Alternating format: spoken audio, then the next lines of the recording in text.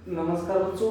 बेटा देखो, पिछली क्लास में हमने पढ़ा था कि कूलाम का नियम क्या होता है और उसके पश्चात हमने पढ़ा था कि कूलाम के नियम को हम सदिश रूप से किस प्रकार दर्शा सकते हैं। तो कूलाम के नियम को जब हमने सदिश रूप में दर्शाया था तो हमें क्या प्राप्त हुआ था, F12 का जो मान है ये किसके बराबर है, F21 के मान के बराबर। लेकिन दोनों के मान में अंतर कितना है, निशान किसका है, बीच में माइनस का है। मतलब अपने पास दो आवेश थे, उन दोनों आवेशों के द्वारा एक दूसरे पर जो बल लगा था, कौन सा बल लगा था, विद्युत बल लगा था। वो मान में तो कैसा था, समान था, या कह दो परिमाण में तो कैसा था, वो समान था, लेकिन दोनों की जो दिशाएं थी वो एक दूसरे की कैसी थी, विपरीत थी। मतलब जो बल लगा वो बल एक ही मान का था लेकिन विपरीत दिशा में था। इतना हमने पढ़ा था कल। आज का बेटा जो अपना टॉपिक है वो है अध्यारोपण का सिद्धांत। कि अध्यारोपण का सिद्धांत होता क्या। अध्यारोपण के सिद्धांत को बेटा समझो। मैं माना ये अपने पास एक निर्देश तंत्र है। इस निर्देश तंत्र में चार आवेश स्थित है। कितने आवेश माने हमने यहाँ पे चार आवेश इस निर्देश तंत्र में स्थित है। पहला आवेश माना इस जगह पर है, दूसरा इस जगह पर, तीसरा इस जगह पर और चौथा जो आवेश है वो इस जगह पर। ये चारों आवेश मूल बिंदु O से, माना ये है Q0 आवेश, ये है Q1 आवेश, ये है Q2 आवेश और ये है Q3 आवेश। ये चार आवेश निर्देश तंत्र है X, Y और Z। एक कार्तीय निर्देश तंत्र है। इसके अंदर क्या है, स्थित है। माना Q1 की जो स्थिति है वो R1 सदिश है, Q0 की कितनी है, R0 सदिश, Q2 की कितनी है, R2 सदिश और Q3 की कितनी है, R3 सदिश। ये इनकी क्या हो गई, स्थितियां हो गई। देखो बेटा, हमने कूलाम के नियम के अनुसार क्या पढ़ा है कि जब भी दो आवेश होते हैं तो वो एक दूसरे पर क्या लगाते हैं, बल लगाते हैं। तो यहाँ पर भी कितने आवेश हैं, दो आवेश हैं, दोनों एक दूसरे पर क्या लगाएंगे, बल। तो ये दोनों एक दूसरे पर बल लगाएंगे, ये दोनों एक दूसरे पर लगाएंगे, ये दोनों एक दूसरे पर लगाएंगे, लगाएंगे नहीं लगाएंगे। तो इस हिसाब से देखो, यदि हम इस Q0 आवेश की बात करें, एक ही आवेश की बात कर रहे हैं और वो आवेश अपने पास कौन सा है, ये Q0 आवेश है। तो इस Q0 आवेश की जब हम बात करते हैं तो इस Q0 आवेश पर देखो कौन कौन बल लगाएगा, ये Q1 लगाएगा, ये Q2 लगाएगा और ये Q3 लगाएगा। मतलब चार आवेशों का अपने पास एक निकाय था। उस चार आवेशों के निकाय में से यदि एक आवेश की बात करते हैं तो उस एक आवेश पर बचे हुए तीनों आवेश क्या लगाते हैं, बल लगाते हैं। तो इस एक आवेश पर यदि हम कुल बल की बात करें कि इस एक आवेश पर कुल कितना बल लगेगा, तो बेटा वो कुल बल कैसे निकलेगा कि भाई अन्य आवेशों के द्वारा जो उस पर बल लगा उसको क्या कर दो, सबको जोड़ दो, तो किसके बराबर हो जाएगा, कुल के बराबर हो जाएगा। और देखो बेटा, बल जो होती है वो कैसी राशि है, सदिश राशि। तो यहाँ पर इनका योग कैसा होगा, सदिश योग होगा।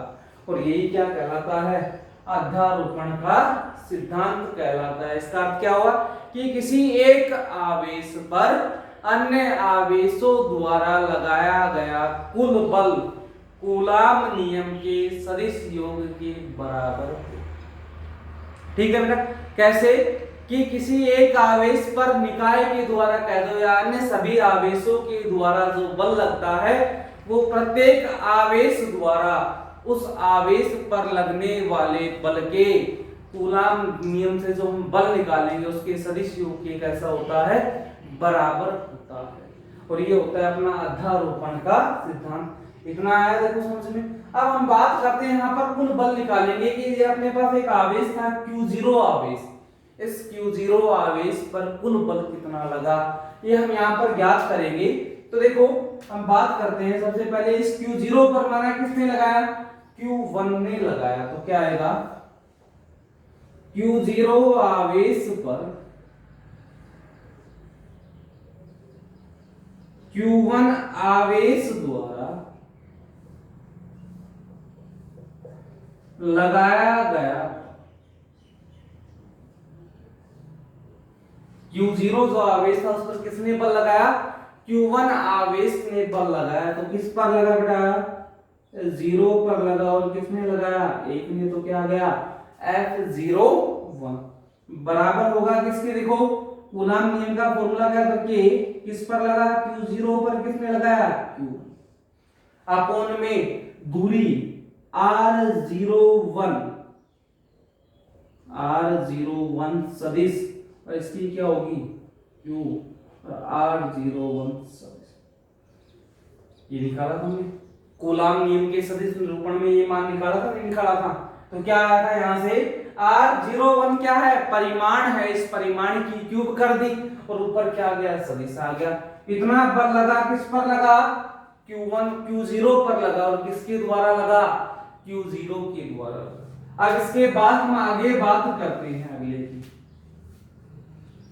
अब इस Q0 पर माना एक आवेश का बल तो निकाल दिया हमने। अब दूसरे की बात करते हैं। दूसरा आवेश क्या है? Q2 है। तो हम निकालेंगे Q0 आवेश पर Q2 आवेश द्वारा लगाया गया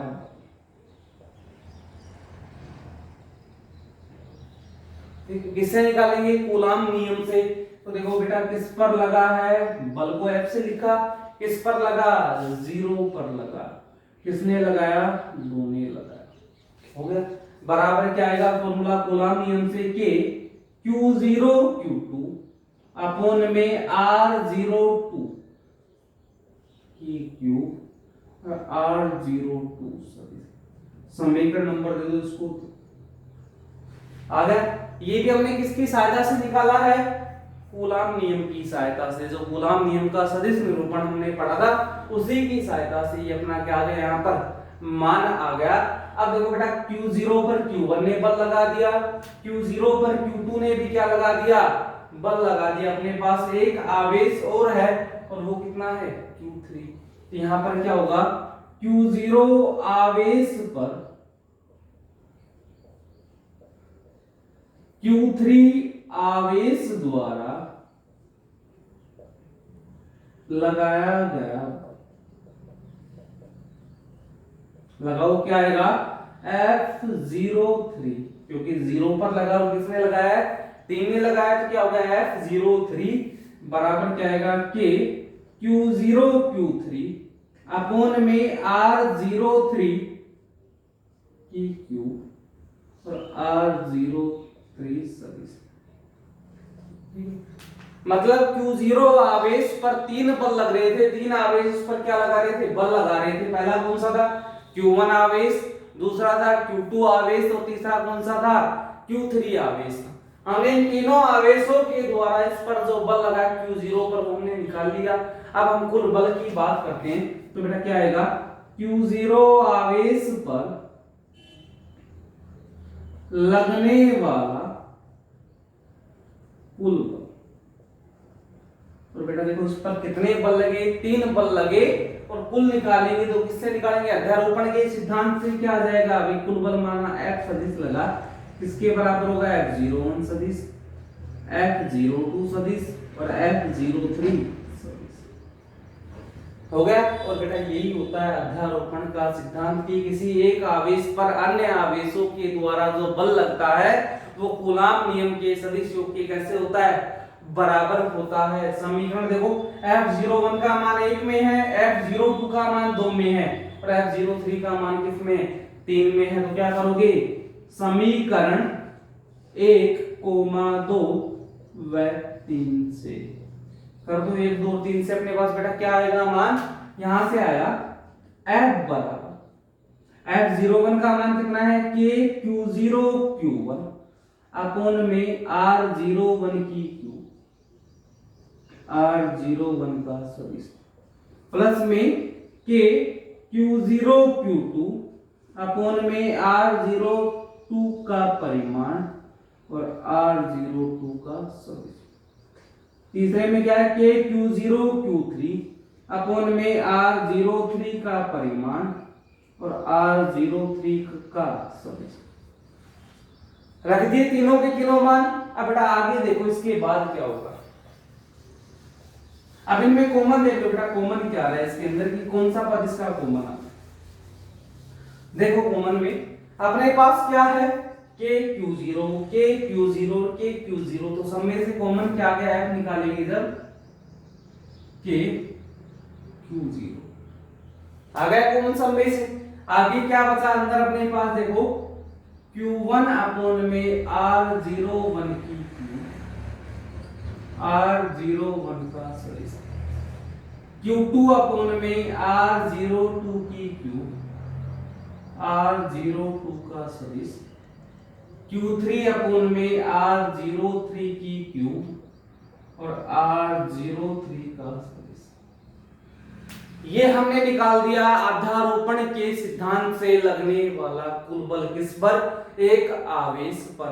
बेटा यहां पर तो अपने पास कुल आवेश कितने थे, 4 थे, तो 4 आवेशों में से एक पर कितने बल लगाते हैं, 3 लगाते हैं। यदि अपने पास माना n आवेश हो जाए, यदि निकाय में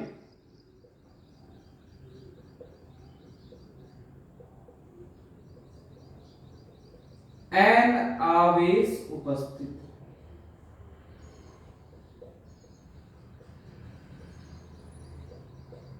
कितने आवेश उपस्थित हो गए, n आवेश उपस्थित हो गए, तो देखो लगने वाला कुल बल कैसे निकलेगा बेटा, F बराबर क्या हो जाएगा, K Q0, अंदर क्या बचा, Q1 अपॉन में R01 सदिश क्यूब और R01 सदिश, Q2 अपॉन में R02 की क्यूब, R02 का सदिश, Q3 अपॉन में R03 की क्यूब और R03 का सदिश। तो बेटा ये मान ऐसे ही कहां तक जाएगा, अब कितने हो गए अपने पास, n हो गए, तो ये मान ऐसे ही आगे कहां तक जाएगा, n तक जाएगा और लास्ट में क्या आ जाएगा, Qn अपॉन में R0n की क्यूब और R0n का सदिश। हो गया बेटा। ये मान कितने आवेशों के लिए निकला, n आवेशों के लिए निकला। तो देखो जब 3 आवेशों की बात की तो 3 के लिए निकाल दिया, यदि अपने पास 3 से ज्यादा है, हमने कितने माने, n माने, तो बेटा अध्यारोपण का सिद्धांत कैसे निकलेगा, एक आवेश पर दूसरे के द्वारा, तीसरे के द्वारा, चौथे के द्वारा और लास्ट में कौन सा आ जाएगा, n वेग के द्वारा लगाया गया कुल बल, और लास्ट में हम सारों को क्या कर देंगे, जोड़ देंगे, तो क्या हो जाएगा, उस एक आवेश पर लगने वाला क्या निकल जाएगा, कुल बल निकल जाएगा। और यही होता है बेटा अपना अध्यारोपण का सिद्धांत। अब बात करते हैं इसके बाद अगले टॉपिक की, जो अपना अगला टॉपिक है बेटा वो है आवेश का क्वांटीकरण, या कह दो आवेश का क्वांटम सिद्धांत।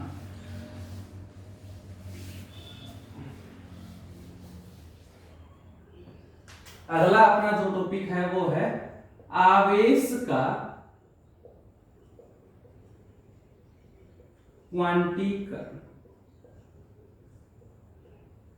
या कह दो आवेश का क्वांटम सिद्धांत। बेटा देखो आवेश के क्वांटीकरण का अर्थ क्या है भाई, माना अपने पास एक निकाय है, उस निकाय में एक से ज्यादा आवेश क्या है वहां पर उपस्थित है, तो यदि हम इस निकाय के कुल आवेश को निकालना चाहें कि निकाय का कुल आवेश कैसे निकलेगा, तो बेटा उसका जो फॉर्मूला होता है वो होता है कि माना निकाय का कुल आवेश कितना है, Q है, इस Q का जो मान होता है वो Ne के बराबर होता है। E यहां पर है इलेक्ट्रॉन का आवेश,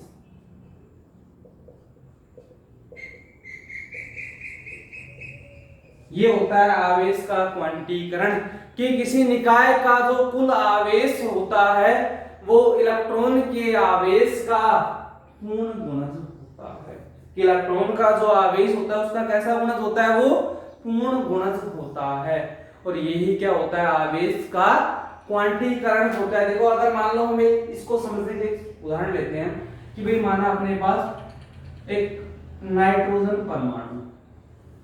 कौन सा परमाणु है? नाइट्रोजन परमाणु है। और इस नाइट्रोजन परमाणु का हमें क्या निकालना है? कुल आवेश ज्ञात करना है। तो इस नाइट्रोजन परमाणु का जो निकाय है इसका हमें निकालना है कुल आवेश। और बेटा कुल आवेश Q बराबर किसके होगा? Ne के। यहाँ पर देखो नाइट्रोजन के लिए n का मान कितना होगा? नाइट्रोजन का परमाणु क्रमांक जितना होगा उतने ही उसमें क्या होंगे? इलेक्ट्रॉन होंगे। और नाइट्रोजन का परमाणु क्रमांक बेटा कितना होता है? 7 होता है। जब नाइट्रोजन का परमाणु क्रमांक 7 है तो इसमें इलेक्ट्रॉन भी कितने होंगे? 7। तो Q बराबर क्या आ जाएगा? N की जगह 7 और E। और देखो इलेक्ट्रॉन का जो आवेश होता है वो कितना होता है? 1.6 गुणा में 10 की पावर -19 कूलम। हुआ नहीं हुआ? तो यहाँ से Q बराबर क्या आ जाएगा? 7 गुणा में 1.6 गुणा में 10 की पावर -19। कितना आ गया? 2। 11.2 गुणा में 10 की पावर -19 कूलम आ गया। ये किसकी सहायता से निकाला? आवेश के क्वांटीकरण की सहायता से। तो आवेश का जो क्वांटीकरण होता है उसका उपयोग कैसे किया गया? किसी निकाय के कुल आवेश को ज्ञात करने के लिए किया गया। और किसी निकाय का कुल आवेश कैसे निकाला जाता है? क्वांटीकरण के अनुसार क्या होता है कि किसी आवेश का कुल जो आवेश होता है किसी निकाय का वो क्या होता है? इलेक्ट्रॉन के आवेश का पूर्ण गुणज होता है। ठीक है बेटा, ये आया समझ में? इसके बेटा ये हमारे आवेशों के जो गुणधर्म हम पढ़ रहे थे। आवेशों के गुणधर्म में हमने क्या क्या पढ़ा? पहला बताओ कौन सा था? आवेशों के गुणधर्म में हमने पहला पढ़ा था योज्यता का नियम। दूसरा पढ़ा था निश्चरता का नियम। तीसरा पढ़ा था आवेश संरक्षण का नियम। चौथा हमने पढ़ा था कूलाम का नियम। पांचवा हमने पढ़ा है अध्यारोपण का सिद्धांत। और छठा हमने कौन सा पढ़ा है?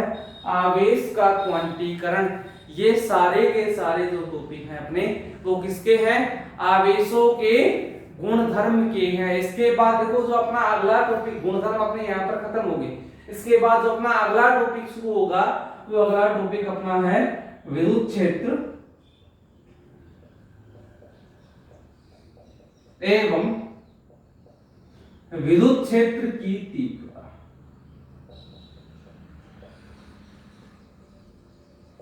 कि विद्युत क्षेत्र क्या होता है और विद्युत क्षेत्र की तीव्रता क्या होती है। बेटा विद्युत क्षेत्र और विद्युत क्षेत्र की तीव्रता को समझने से पहले हमें पता होना चाहिए एक शब्द होता है धन परीक्षण आवेश। बहुत बार पूछा जाता है 1 नंबर में कि धन परीक्षण आवेश होता क्या। तो जो धन परीक्षण आवेश अपना है, ये देखो धन परीक्षण आवेश होता क्या। एक आवेश की बात करें है तो आवेश, तो बेटा ये एक ऐसा आवेश होता है जिसका यदि आवेश की मात्रा उस पर देखें तो उस पर अल्प धनावेश होता है। ऐसा होता है अल्प धनावेश होता है। तो जो अपने पास धन परीक्षण आवेश है वो एक ऐसा आवेश होता है जिसकी मात्रा अल्प धनावेशित होती है और उसका स्वयं का कोई विद्युत क्षेत्र नहीं होता। यानी इसका कोई विद्युत क्षेत्र नहीं होता। तो एक ऐसा आवेश जिस पर अल्प धनावेश हो और जिसका खुद का कोई विद्युत क्षेत्र ना हो क्या कहलाता है? धन परीक्षण आवेश कहलाता है। और बेटा इसको Q0 से प्रदर्शित करते हैं। जो धन परीक्षण आवेश उसको किससे प्रदर्शित करते हैं? Q0 से प्रदर्शित करते हैं। ठीक है बेटा, आज के इतना विद्युत क्षेत्र जो है विद्युत क्षेत्र की तीव्रता है ये हम अगली क्लास में पढ़ेंगे। ठीक है बेटा।